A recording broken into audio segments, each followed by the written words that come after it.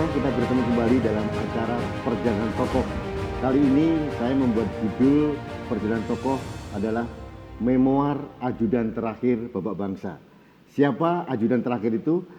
Sudah hadir di samping saya senior polisi, itu beliau adalah Bapak Mayor Jenderal Dr. Andes Sidarto dan Subroto Sarjana Hukum. Ya. Selamat sore Bapak. Selamat sore. Ya. Sahabat Indonesia, beliau ini menurut saya layak mendapat anugerah rekor muri. Yang pertama, beliau menurut saya pejabat tinggi negara yang paling sepuh ya Bapak ya. Ya. Karena beliau usianya 84 tahun, beliau kelahiran Pandeglang tanggal 11 Juni 1936, berarti pas 84 tahun ya Pak, Ya. baru sebulan yang lalu. Dan yang kedua, ini luar biasa. Beliau ini menurut saya satu-satunya tokoh Indonesia yang mengabdi ke Indonesia melalui 7 presiden. Pertama mulai Presiden Soekarno, Ya. sampai sekarang beliau masih diperlukan negara menjadi anggota Dewan Pertimbangan Presiden. Ya. Begitu Pak? Ya. Ya, saya izin menyebut Opa karena teman-teman semua para relawan selalu menyebut Pak Sidarto dengan Opa. Jadi Ya. kali ini saya bertamu di rumah Opa yang asli di kawasan Kemang. Kami ingin tahu tentang perjalanan hidup Opa. Sekarang ini 84 tahun, tapi seperti 38 tahun kayaknya. Masih segar bugar. Oh, udah lah. Segar ya Opa, sehat ya Opa ya? Ya, alhamdulillah saya diparingi kesehatan karena saya berusaha hidup sehat hari-hari. Saya Tapi olahraga. 84 jarang sekali yang sebugar Opa sekarang.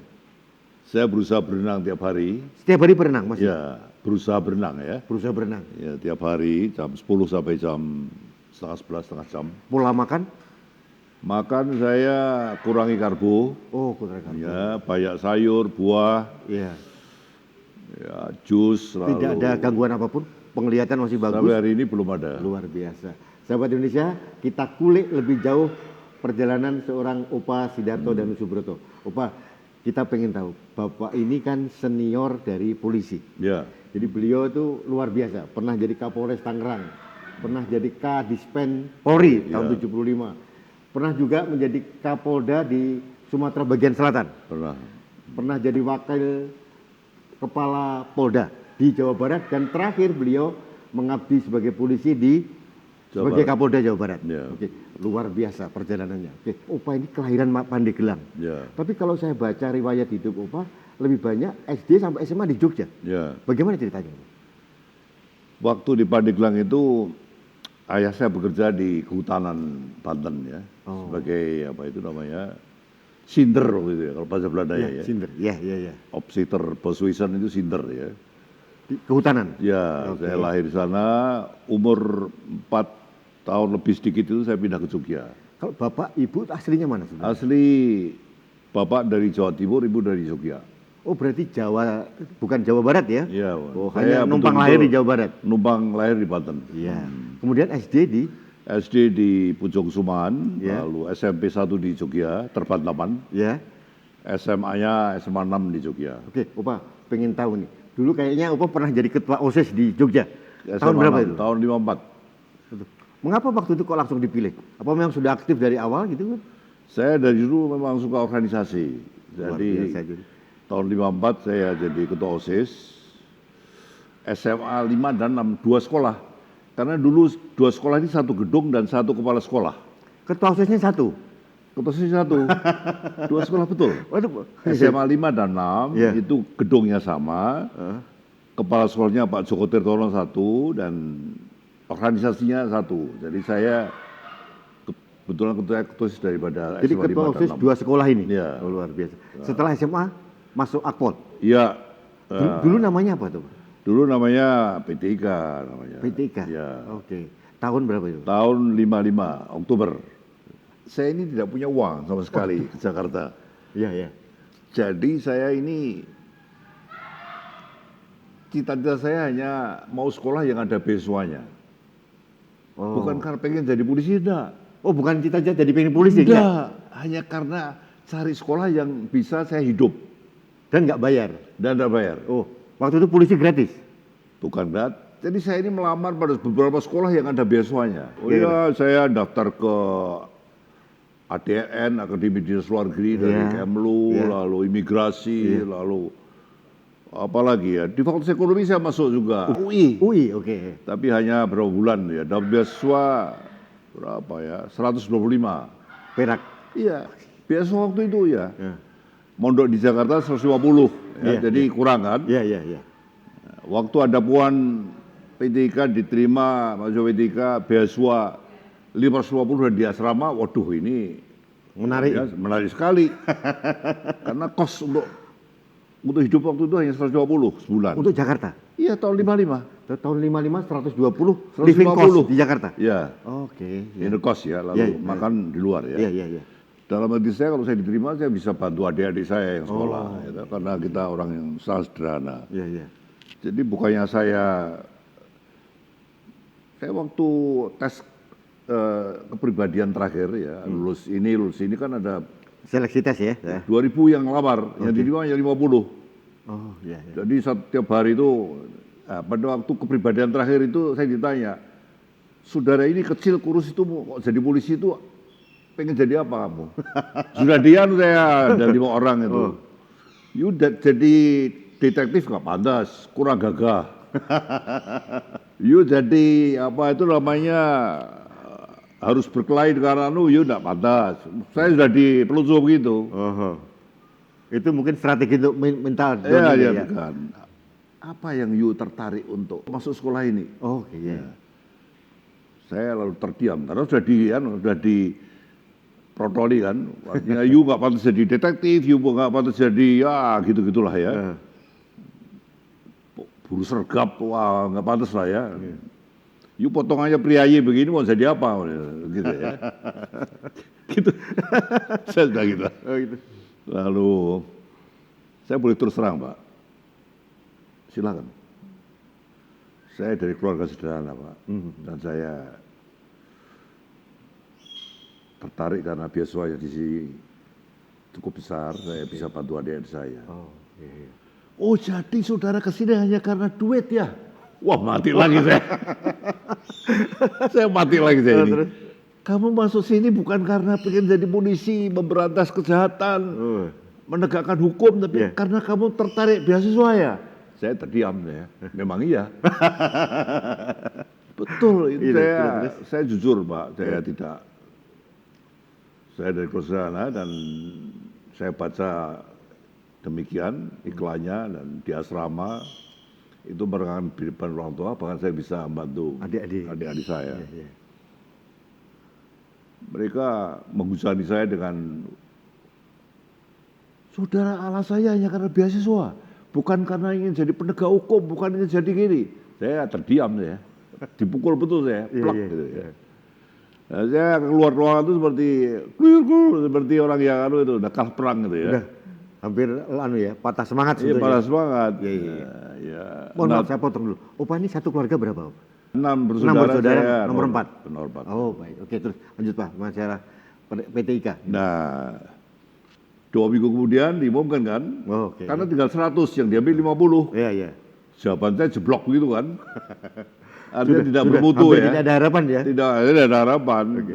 Tinggal 100 dari 2.100. Tahu-tahu nama saya ada. Waduh ini mujizat ini. Iya. Ternyata mereka cari orang yang honest ya, yang artinya yang jujur, betul-betul yang apa adanya ya. Iya. Tidak dibikin-bikin pengen mau berantas kejahatan, terlalu ideal begitu enggak? Jadi ya itulah. Diterima waktu itu? Diterima. Dari 50 semua diterima atau seleksi lagi? Enggak, dari 100 ke 50? Gelombang terakhir tinggal 100. Iya. Diambil 50 kan? Itu sekolah semua 50 itu? Iya, sekolah semua. Sekarang yang masih aktif angkatan Opa siapa? Angkatan saya itu ada yang dari polisi 50, ada yang dari umum 50. Oh iya. Saya dari umum. Oh iya. Kalau dari polisi ada standar sendiri. Oh iya. Nah, 100 orang ini tinggal 3 orang. Dari 100 orang ini? Tinggal 3 orang. Lainnya sudah meninggal. Sekolah berapa tahun di IPTK? Dulu kan ada bakalaureat 3 tahun. Oke, baik. Praktek 2 tahun. Lalu doktoral 2 tahun. Totalnya 1 tahun. Oke. Penugasan pertama di mana Pak? Waktu itu? Saya penugasan pertama di hubungan luar negeri. Di Mabes Polri? Ya, kita banyak terima bantuan dari AID dulu, dari Amerika. Oh iya. Agency of International Development dari Amerika itu. Iya. Itu bagian kita yang terima, yang urus itu. Ya, waktu Opa masuk di Mabes Polri pertama kali, Kapolrinya siapa itu? Kapolrinya Pak Sucipto. Pak Cipto Pak gitu. Cipto, iya, iya. Ya, Pak Cipto, ya. tahu Pak Cipto. Pernah dengar sejarah beliau. Tenang ya, sangat sederhana itu. Yang sederhana ya. Jadi sebelum Pak Ugeng beliau ya Pak ya? Oh, beliau lebih sepuh. Lebih sepuh ya. Sahabat Indonesia, Opa Sidarto ini sangat aktif menulis buku, ya. Banyak bukunya beliau. Salah satunya yang menarik adalah Jalan Terjal Perubahan. Dari Ajudan Soekarno sampai Bantimpres Joko Widodo. Buku ini menarik sekali. Saya mulai dari yang pertama, karena banyak orang yang belum tahu. Opa ini merupakan ajudan terakhir dari Presiden Soekarno. Nah, Bagaimana ceritanya kok Opa ditugaskan menjadi ajudan tuh? Ceritanya? saya ini tahun 65 baru pulang dari Amerika. Oh, Sekolah di Interpol Academy, oke ya. International Police Academy, dan di Baik. Fort Bragg juga, Ya, di Norfolk juga, ya. Program dari AID juga. oke. Pulang, terjadi peristiwa G30S kan. Baik. Saya tidak tahu atas masukan dari dari waktu itu bagian dari ABRI ya, Iya, baik. dari Daban, supaya mengganti ajudan yang Kena. ditangkap itu iya. adalah yang graduate dari Amerika, Oh, iya. supaya American educated. Ya, ya, pokoknya tidak kiri lah ya. American educated. Ya udah, lalu saya masuk diterima dan saya dari hari pertama itu saya merasa Bapak Boro itu welcome. Iya, iya, iya. Mungkin Itu tahun mendengar- berapa, Pak? apa? Tahun berapa itu? Mulai penugasan? Awal 67. Nah, awal 67. Nah, itu ada fotonya tuh. Ada. Berapa orang waktu ajudannya? Yang masuk pasca sebenarnya hanya saya dan Pak Noli. Cokro Panolo. Ya. Beliau itu mantan gubernur Jakarta, kalau Ya, salah ya, ya. betul. Jadi hanya dua. Jadi Sidarto dan Subroto dengan Cokro Pranolo, Iya, ajudan beliau. mengganti 4 ajudan lama. Oh, ya. iya, iya. Pak Saelan, Pak Sabur, Pak Sumirat. Saya mengganti Kombes Sumirat saya. Sumirat, ya, Kombes Semua Sumirat. ditahan. Ya, ya, ya. Yang tadi cuma untuk Babang Wijanarko saja. Bambang Wijanarko. Saya tidak mau cerita soalnya. Ya, Bambang Wijanarko ini bapaknya Mbak Ingrid Wijanarko. Ya, betul. Oke, Opa bisa diceritakan pada kita. Bagaimana pengalaman Opa sewaktu menjadi ajudan Bung Karno? Ya. 3 bulan di Istana Merdeka. Tapi sudah de facto sudah super-super ya. Jadi pasca Super Semar itu ya? Iya, artinya saya ditempatkan di istana itu de facto presiden sudah Pak Harto ya. Oh, De iya. jure masih Bung Karno. Iya. Dan saya masih menyaksikan ada penyerahan credential dari duta besar Iya. asing, itu Iya, masih menerima Bung Karno. Oh, Masih. Itu hanya 3 bulan ya. Kemudian the next 6 bulan tahanan kota. di Wisma Yaso. Harus masuk. Tapi kalau ke Bogor harus ada exit permit dari Kodam Jaya dan entry permit dari Kodam Siliwangi. Jadi status Bung Karno waktu itu sebagai Tahanan kota. Jadi saya ini tukang ngurus kalau exit permit di Kodam Jaya untuk ke Bogor, Iya. entry dari Bandung. Setelah ke Bogor, kalau mau ke Jakarta juga sama. izin lagi. Izin lagi untuk exit dari Bandung dan entry dari Kodam Jaya. Tidak bisa di kodim setempat nggak Nggak bisa. bisa, ya? nggak bisa. Oh, gitu. Harus by Pangdam sendiri. Oke, pertanyaannya mengapa Bung Karno diperlakukan seperti itu? Iya. Ini Iya, kayaknya inilah sejarah Ya, anak-anak muda ini memang- belum memang- tahu ini. memang keadaannya begitu apa? Karena ditahan bagaimana? Iya, iya. Sebagai tahanan ya kita harus manut. Iya, iya. Kadang-kadang saya di Bandung 2 hari nggak datang-datang, lalu ditelepon dari Bogor ya, izinnya sudah keluar belum? Beliau di Jakarta, tok yuk kejar Panglima ke Jakarta. Ke Jakarta saya ke Mes Siliwangi di jalan apa itu di Kebayoran itu, ada Mes Siliwangi itu. Biasanya Bung Karno kalau dari Jakarta ke Bogor itu berapa bulan sekali beliau minta? 2 minggu sekali gitu 2 lah. minggu sekali. Ya. Berarti Opa Sidarto yang ngurus Iya, perizinannya itu. untuk pulang pergi itu. Iya. Itu 6 bulan begitu ya, Iya. 6 bulan. Sahabat Indonesia perlu kasih informasi aja. 11 Maret tahun 1966 Ya, terbitlah yang namanya Surat Perintah 11 Maret. Ini dimaknai menjadi awal pergantian kepemimpinan Ya. dari Presiden Soekarno ke Presiden Soeharto. Mengapa Super Semar ini dimaknai menjadi peralihan kekuasaan? Konon sebetulnya kan tidak hanya pengamanan negara aja waktu itu. Ya. Kenapa dimaknai oleh Soeharto sebagai pengalihan kekuasaan? Apa yang terjadi, apa? Ya. Terus terang versi Super Semar itu banyak sekali. SP Super Semar itu adalah tugasnya antara melindungi keluarga dan ajaran-ajaran Soekarno. Bung Karno. Iya. Tapi bahwa kemudian dalam pelaksanaannya beda itu sejarah yang mencatat ya. Bagi saya itu adalah satu penzoliman dari bawah saya ya. Penzoliman. Luar biasa. Penzoliman Kalau pada seorang bangsa. ya, ini Bapak Bangsa, proklamator gitu ya, diperlakukan seperti itu. Dan kalau kita baca Super Semar, kan tidak ada satupun klausul yang pemindahan Nggak ada. peralihan kekuasaan. Nggak ada. Gitu ya. Hanya pengamanan nasional sebagainya kan, Iya. termasuk mengamankan keluarga dan ajaran-ajaran Dan Bung Soekarno. Karno. Tapi bahwa kemudian lalu PKI dibubarkan, Iya. lalu dan lain-lainnya itu, ya, Itu penjoliman Bapak Bangsa. Iya. Oke. Opa Sidarto, ini versi ini, apalagi setelah ditahan rumah ya, oh itu lebih parah lagi. Itu. ya. Dan saya berbahagia itu satu kehormatan bagi saya mendampingi Bapak Bangsa di akhir masa hidupnya itu saya Ya. kehormatan bagi saya. Sahabat Indonesia, Opa Sidarto ini adalah ajudan terakhir yang menemani hari-hari Presiden Soekarno di rumah tahanan kota di Wisma Yaso.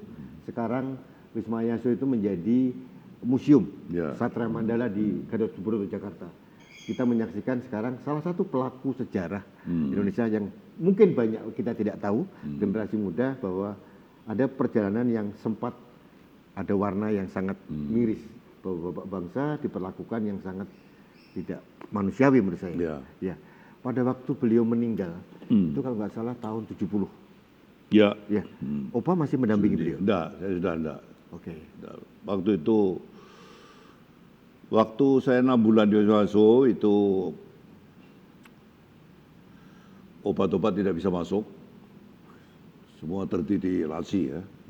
Itu saya kira kalau baca bukunya Dr. Kartono Muhammad Ya kan ya. dan Profesor Mahar Marjono, Mahar Marjono, ya. Itu Beliau mantan rektor UI kalau nggak salah. ya beliau juga mengatakan bahwa obat-obat tensi untuk Bung Karno itu tidak bisa masuk karena beliau tensinya 110/100 ya. Sudah bilang sama Dr. Sroy yang yang day by day di situ ya. Yang menemani Bung Karno. Ya. Ya. Kalau ini tidak bisa diobatkan, one day akan gagal ginjal. Di bukunya kan ada itu. Ya betul, after 1 tahun dia mulai dying dia. Ya. Ginjalnya mulai. Kapan terakhir Pak Sudarto ketemu dengan Bung Karno? Ya saya 6 bulan dan saya bilang pada Kapolri bahwa sekarang ini Bung Karno yang diperlukan adalah seorang dokter, bukan ajudan. Beliau sudah tidak perlu apa-apa lagi. Beliau perlu seorang dokter. Jadi setelah ajudan ditarik, Opa ditarik ke Polri, kembali ke Polri gitu. Tidak ada lagi yang... Pengamanannya diambil alih oleh? Anda itu selama di istana lalu pindah ke Yaso itu DKP masih menyertai detasmen kalau pribadi. Iya. Komandannya manggil sudah ditahan, Iya. sama-sama ajudan. Iya. DKP itu kalau sekarang pas pampres itu ya? Mungkin. Bagian daripada Cakrabirawa. Oh, bagian dari Cakrabirawa. Tapi yang mengawal Bung Karno dari sejak tahun 44 sebelum proklamasi. Oh, baik. Iya. Ini satu kelompok kecil pasukan polisi mewah, 2 kopi kalau nggak salah, yang sejak pra-proklamasi sudah mengawal Bung Karno kemana-mana. Ini polisi? Polisi. Oh, DKP ini polisi? Polisi Pimano ya. Oh, di bawah manggil. Oke, Pak. Dalam sejarah ada itu manggil. Iya. Nah, manggil ditahan yang pejabatnya adalah Sudio. Itu komisaris polisi ya. Sudio ini. Jadi pada waktu bulan Agustus 67 itu DKP ditarik dari Wisma Yaso. Iya, baik. Nah, Bung Karno merasa tanya pada saya, kenapa ditarik? Sekarang totally diganti CPM. Oke. Karena DKP ini sudah mengawal Bung Karno dari zaman 44, sudah puluhan tahun ya, sampai 68, 69 ya, sudah berapa tahun, 23, 4 tahun ya. Jadi dia merasa kehilangan kehilangan orang-orang yang mendampingi selama puluhan tahun ya. Artinya yang menyelamatkan Bung Karno waktu Granat Cikini, waktu Idul Adha, itu yang menyelamatkan nyawa Soekarno itu mereka itu ya, yang tiap kali lalu ada apa-apa itu lalu mereka melindungi presiden. Iya, tubuh Bung Karno itu ditutupi gitu ya. Ditutupi. Waktu ini dicabut, digantikan Totalis FM itu dia drop. Ya. Dan saya tidak tahu kalau anak-anak DKP dan KKO ini rapat di luar. Iya. Ya, yang merasa tidak tega melihat kondisi Bung Karno. Iya. Ya. Di Google ada saya kira ya, saudara bisa baca. Iya. Rapat-rapat, saya diminta datang one day ya. Iya.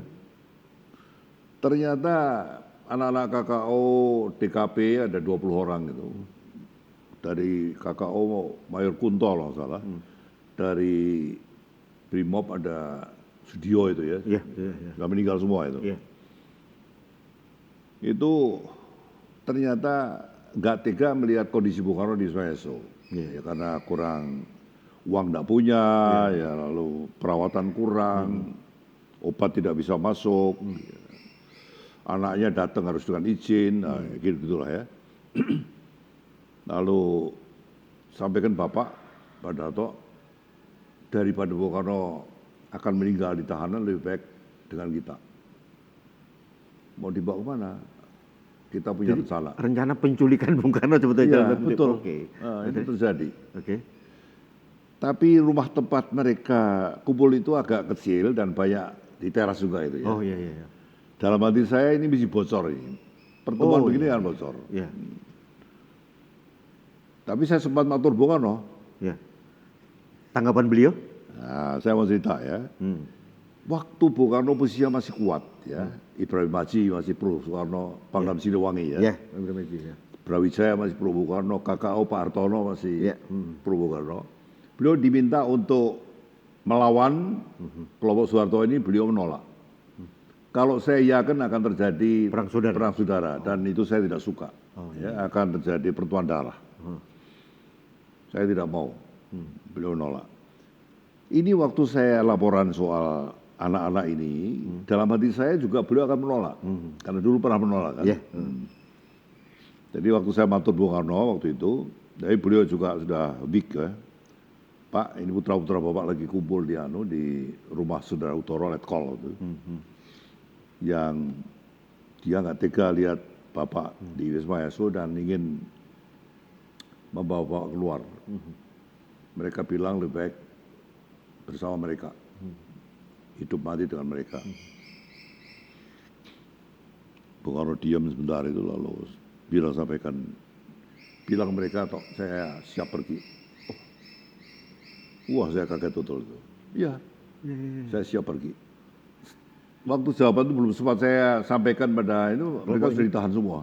Oh berarti bocor, ada intel berarti ya? Ya pasti, karena rumahnya kecil dipakai itu ya pasti. Ya saya pergi pun pasti diikuti kan. Saya pergi kemana-mana kan ada yang ikuti, saya juga nggak tahu. Jadi, kalau saya diundang keluar itu pasti. Jadi singkat cerita rencana ini gagal? Gagal, tapi ya saya diperiksa 4 tahun antara karena ini ya. Oh jadi dianggap terlibat gitu terlibat. Ya? Padahal hanya datang diundang rapat? Iya diundang dan tidak jadi kan. Iya. Tapi saya membantah bahwa saya pernah lapor Bung Karno, saya tidak pernah. Ini silakan. Enggak disampaikan pada waktu itu? Iya, supaya kalau saya mengaku saya lapor, konspirasi jadi bulat. Kan? 4 tahun saya jobless. Tapi tidak dipecat dari kepolisian ya? Enggak, jobless saja. Oke, jobless saja. Lalu Pak Widodo, Kapolda Metro ya. Widodo Budi Darmo. Ya, Kapolda saya kirim surat pada Pak Ugeng supaya dapat security clearance. Iya, oke. Darto ini baru pulang dari Amerika, dia orangnya tidak ada, tahu-tahu sekarang bermasalah karena mendampingi Bung Karno dalam keadaan yang waktu yang salah, kondisi yang salah juga, waktu yang salah, jadi ya dia tolong untuk dapat diberikan security clearance ya. surat Pak Widodo ini dijawab oleh Pak Ugeng. Pak Ugeng bahwa akan diberikan. Oh. Saya lalu aktif, saya dipanggil Pak Widodo, Tok, kamu pengen jadi Kapolres di mana? Angkatan saya sudah 2-3 kali jadi Kapolres, saya baru kali itu. Iya, iya. Pak, saya di pinggiran saya Pak, jangan di kota, nanti saya di kota disorot lagi saya. Iya, iya. Dapat Tangerang. Tangerang itu pertama Waktu kali. itu masih desa, belum seperti sekarang. Waktu itu masih Tangerang masih jalannya masih jelek lah. Itu tahun berapa itu, Pak? Tahun 74. 74. Jadi beliau adalah Kapolres Tangerang tahun 74 yang belum kayak sekarang itu. Oh, jauh. Iya. Oke. Saya agak kembali ke belakang lagi. Bagaimana kesan Pak Darto terhadap figur Bung Karno? Meskipun tidak terlalu lama mendampingi beliau. Kalau saudara Rudi tahu dia itu mungkin karena lama ditahan ya, di mana itu, di Bancoy, di Sukamiskin, di Endeh, di Bangku. Teman dia itu buku. Oh, iya. Jadi dia itu habit reading-nya itu tinggi. Mungkin dari zaman sekolah itu memang suka membaca. Ya. Kalau baca mengenai lahirnya Indonesia menggugat, mencapai Indonesia merdeka, lahirnya Pancasila itu orang semua itu. Itu apa namanya? Di bawah bendera revolusi. Ya, itu Bung Karno itu apa itu namanya, buku itu jadi makanan dia. Jadi bagaimana dia nyusun kalimat untuk satu narasi itu sangat based on book ya. Buku-buku yang bermutu ya. Selama saya damping itu day by day itu saya hanya melihat dia baca. Buku apa saja? Apa saja. Di toilet ada bukunya, di kamar tidur ada bukunya, di kursi males di bawah ada bukunya. Ya kalau on duty kadang-kadang, tok sebentar tunggu saya selesaikan bab ini dulu. Jadi his loyal friend itu adalah books.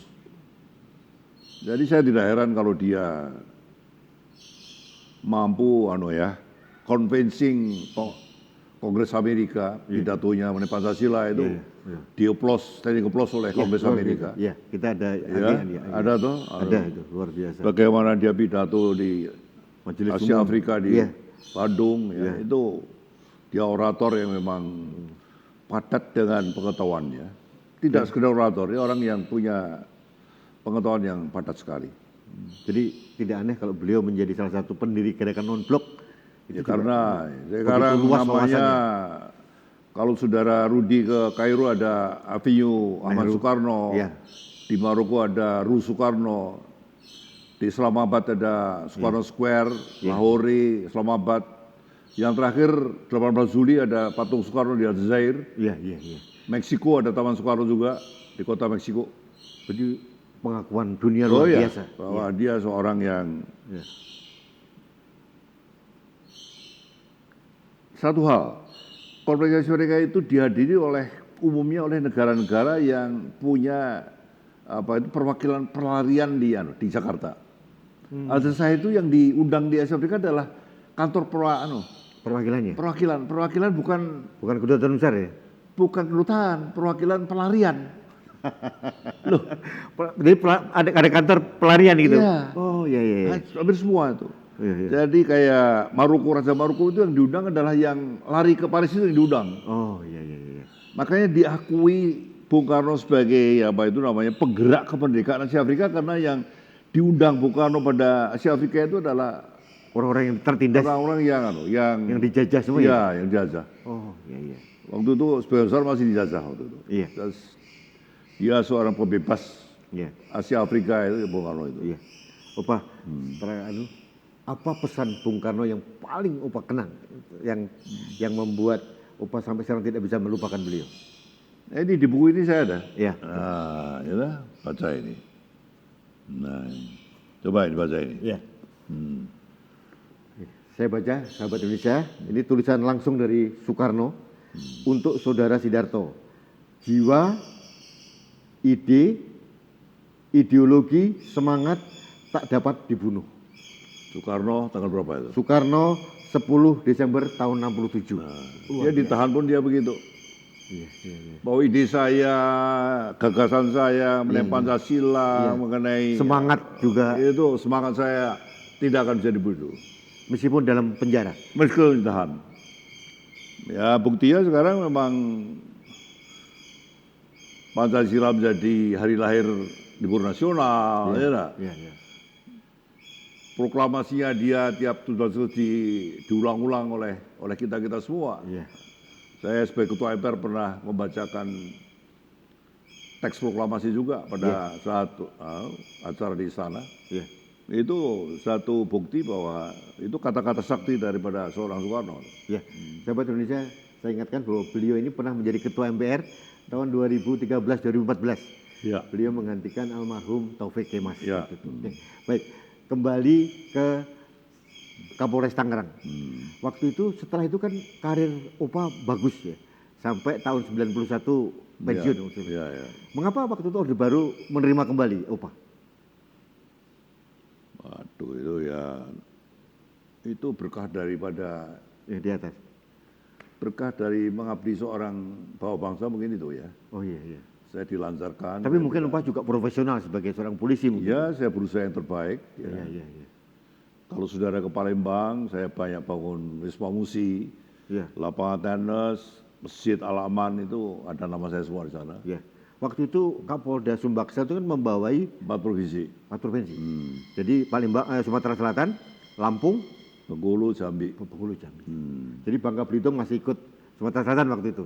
Oh, kabupaten. Waktu. Masih kabupaten. Iya. Luar biasa. Setelah itu Setelah itu Kapolda Jabar saya. Polda Jabar. 3,5 tahun. Jadi terakhir pengabdian sebagai seorang polisi. Ya, di sana saya ninggalkan Geraha Bayangkara. Oh, iya, iya. Lalu itu semua swadaya. Iya. Ada lapangan, ada masjid, Al-Aman. Kalau di Palembang ada Al-Aman, di sana juga ada Al-Aman lagi. Iya. Di Bandung. Iya. Lapangan tenis, basket, Wisma Enoch Tahun Berata, saya bangun swadaya semua. Ini ya, warisan untuk generasi baru sekarang. Iya. Polisi.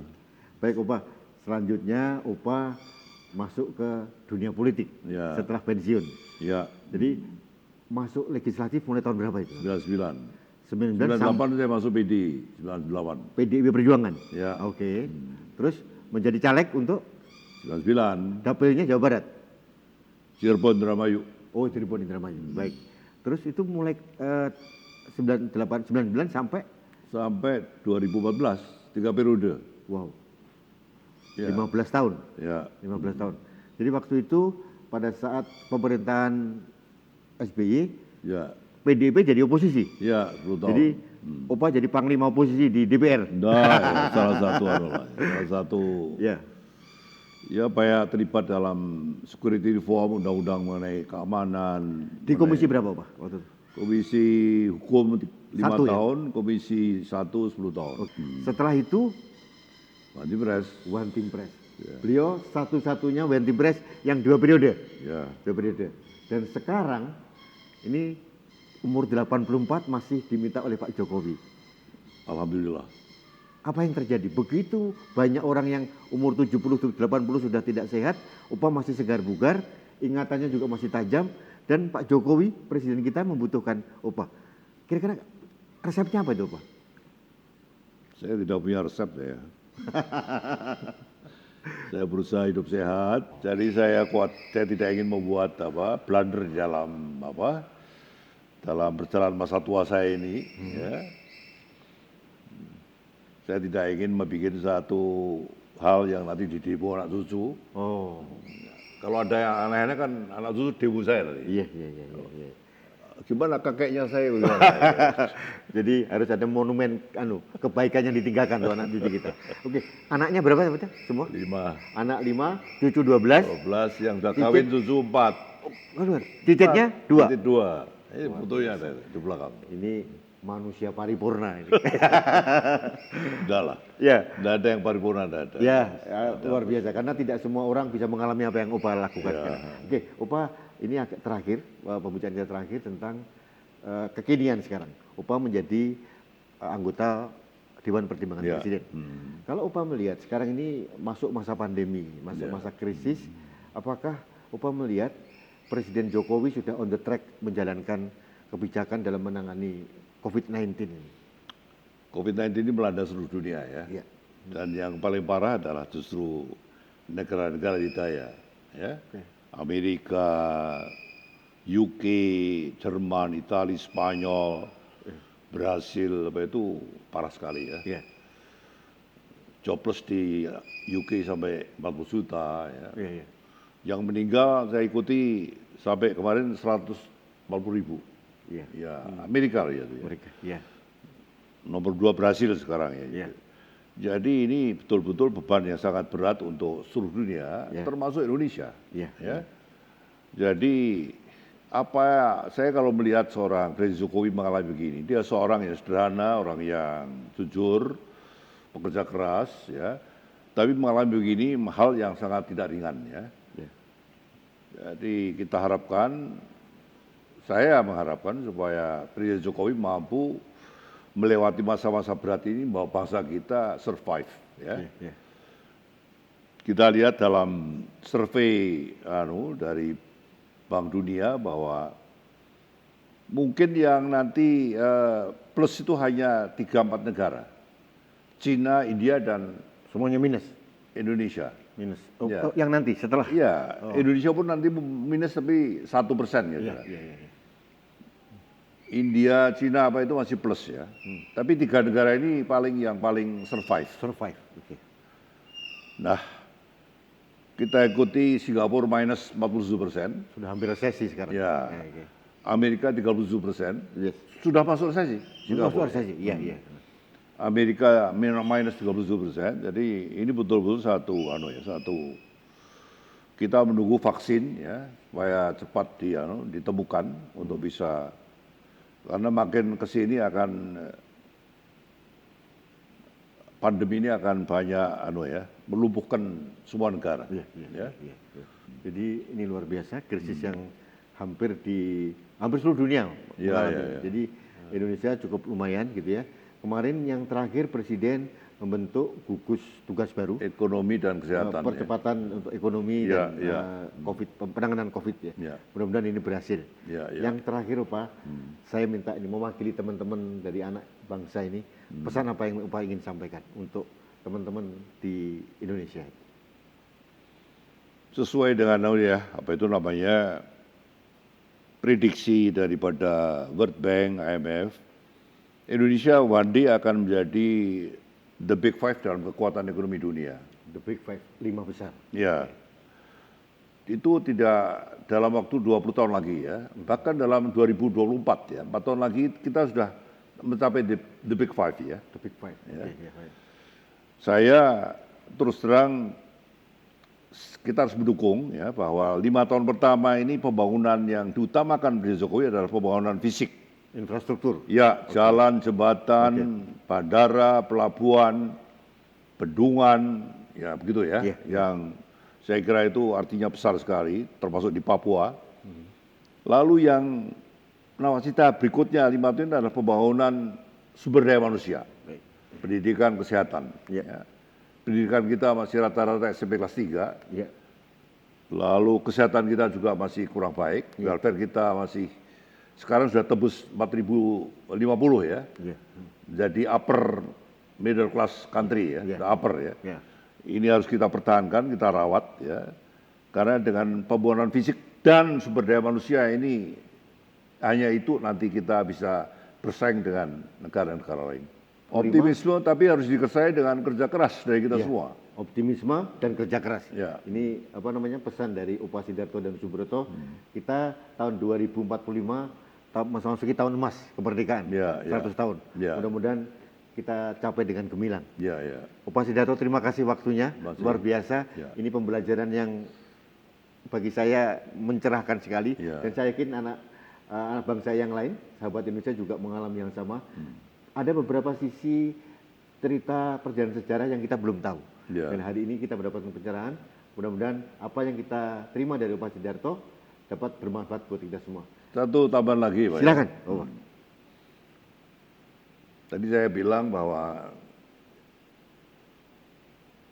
orang yang dizolimi itu berkahnya panjang. Ya. Orang yang dijolimi berkahnya panjang. Ya. Oke, baik. Apalagi bapak bangsa yang berjasa ya. Iya, iya, iya. Putranya jadi presiden. Luar biasa. Ya dah. Iya. Susunya jadi ketua, DPR. Iya. Kadernya yang terbaik jadi presiden ke-7. 2 kali. 2 kali. 2 periode. Ajudannya komandan jadi ketua MPR, jadi Banting Pres. Ini Banting berkah daripada 2 periode, 2 Banting Pres. ya. Nah, luar biasa. Loh, ini berkah. Iya, Saya bukan siapa-siapa, saya tidak punya kelas untuk menjadi ini dan itu tidak punya saya. iya, iya. Artinya orang untuk menjadi ketua MPR, jadi itu harus ada satu degree tertentu kan, ya lah, pendidikan dan sebagainya. Tapi saya terus terang saya orang biasa, tapi saya menerima berkah dari seorang yang terzolimi.